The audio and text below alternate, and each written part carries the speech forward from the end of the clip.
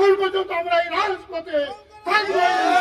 জননেতা জাভেদ মাসুদ মিল্টন ছাড়া গান্ধীকে আর ধানের শীষ কাউকে দেখতে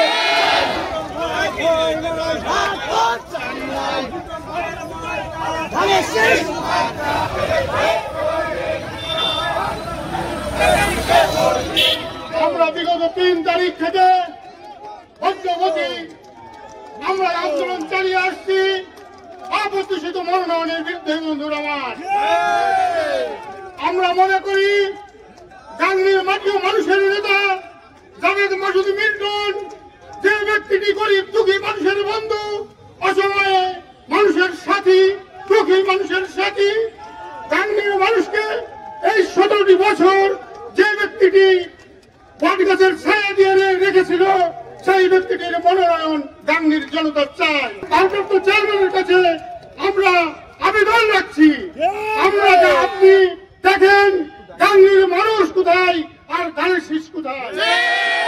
আমরা চাই এই ধানের শীষ এই মনোনয়ন পরিবর্তন করে আমাদের প্রিয় নেতা, মাটি ও মানুষের নেতা, জনগণের নেতা, দুঃখী মানুষের নেতা জাভেদ মাসুদ মিল্টনের হাতে তুলে দিই।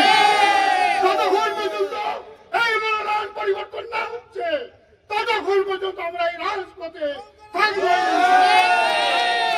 গত 22 তারিখে দেখেছেন মহিলাদের আকুতি, সাধারণ মানুষের আকুতি, যে মানববন্ধন হলো, ওই মানববন্ধনই প্রমাণ করে যে জননেতা জাভেদ মাসুদ মিল্টন ছাড়া গান্ধীকে আর ধানের শীষ কাউকে দেখতে ইনশাল্লাহ জননেতা জাভেদ মাসুদ মিল্টনের হাতে ধানের শীষের ঝান্ডা দিতে হবে।